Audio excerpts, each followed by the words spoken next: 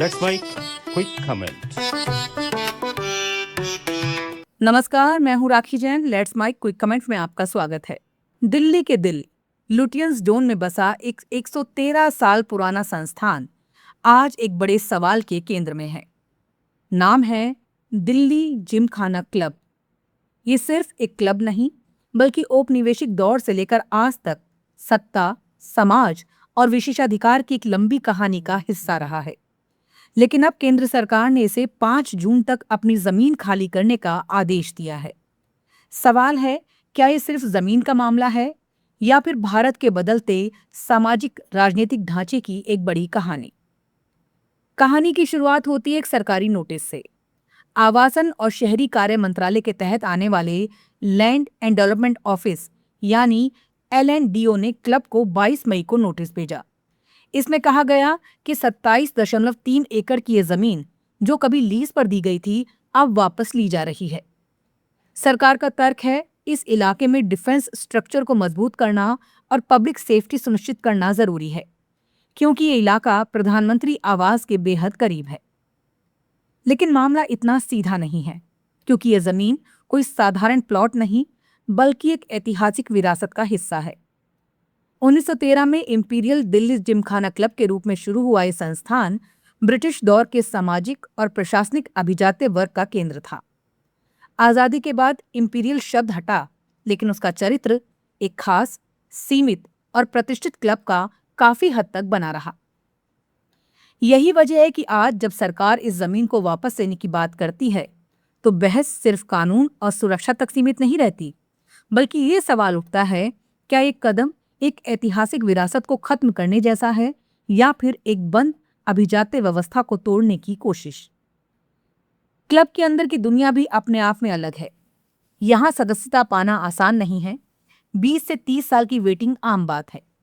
Tennis court, swimming pool, lounge bar, cottage, ये सब मिलकर इसे एक एलीट स्पेस बनाते हैं, जहां दशकों से नौकरशाह, राजनेता, उद्योगपति और सेना के वरिष्ठ अधिकारी आते रहे हैं। अब सरकार के इस फैसले पर प्रतिक्रियाएं भी उसी तरह बटी हुई हैं। कुछ लोग इसे दुस्साहसिक और दुखद कदम बता रहे हैं।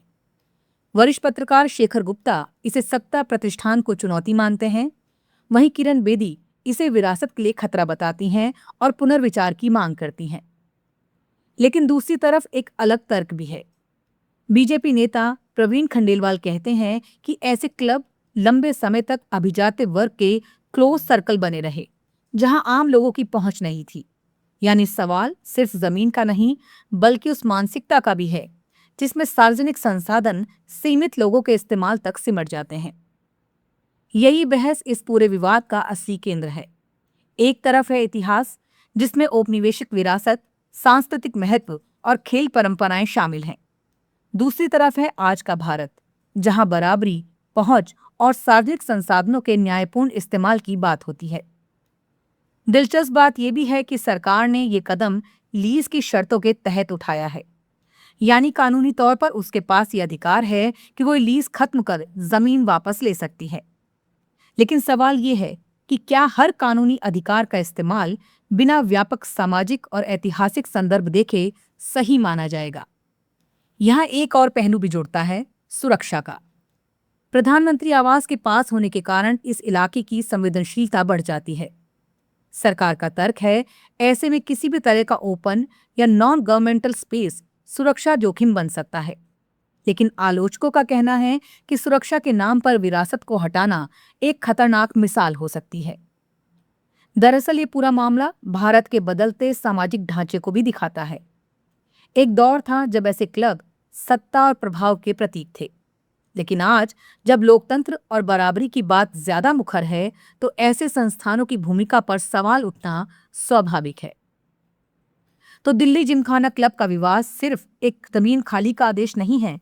ये उस टकराव की कहानी है जहां इतिहास और वर्तमान आमने सामने खड़े हैं।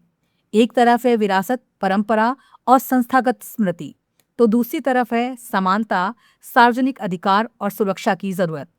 आने वाले दिनों में देखना दिलचस्प होगा कि क्या कोई संतुलन निकलता है या फिर ये मामला एक मिसाल बन जाता है इस बात की कि बदलते भारत में एलीट स्पेस का भविष्य क्या होगा। नमस्कार। आप सुन रहे थे let's mike more than radio.